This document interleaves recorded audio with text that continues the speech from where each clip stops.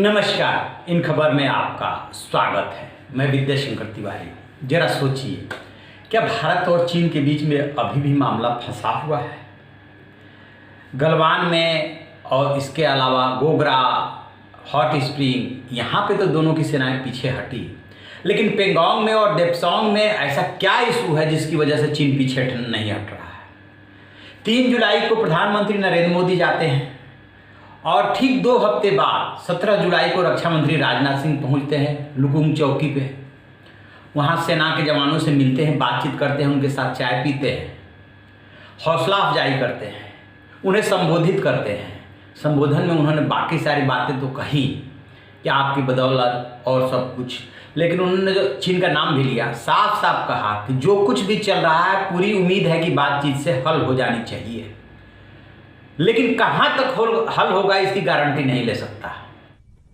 इस समय सीमा के विवाद को सुलझाने के लिए बातचीत का दौर चल रहा है। जो कुछ अब तक की प्रगति हुई है बातचीत की, मामला हल होना चाहिए।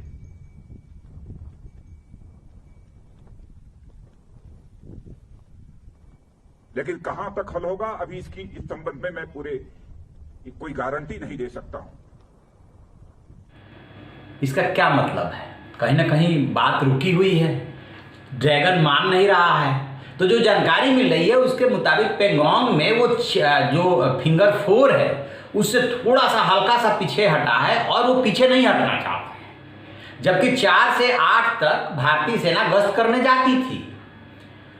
वो क्यों नहीं हटना चाहता है? क्योंकि उसे लग रहा है कि जो भारत ने डीडीओ रोड बनाई है वो रोड पे जो है वो निगरानी करना चाहता है। वो सामरिक दृष्टि से बहुत महत्वपूर्ण है।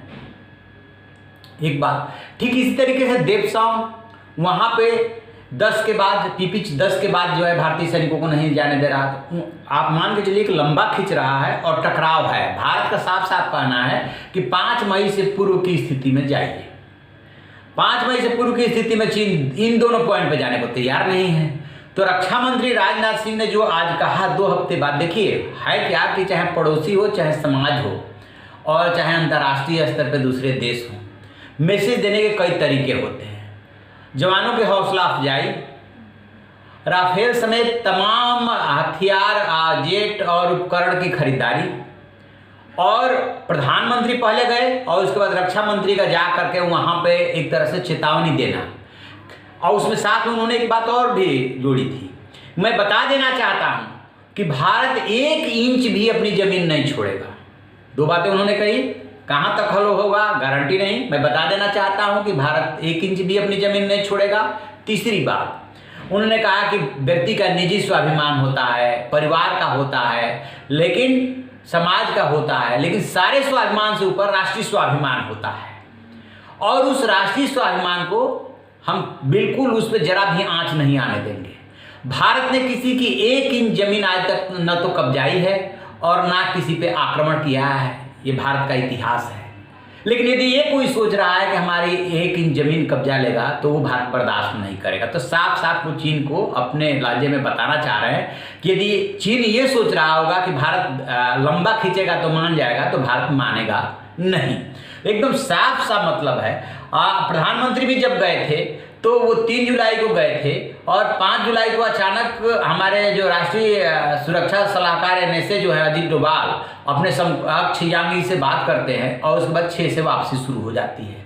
लेकिन वापसी कहाँ? वही गलवान में पीछे हट गए, गोगरा में हट गए और हॉट स्प्रिंग में हट गए। बाकी जो असली पॉइंट है जहाँ को लेकर के रार शुरू हुई थी, सबसे पहले वहीं पे हुई थी, फिंगर पे जो पेंगोंग झील है उसी पे भारत और चीन के सैनिकों में टकराव हुआ था।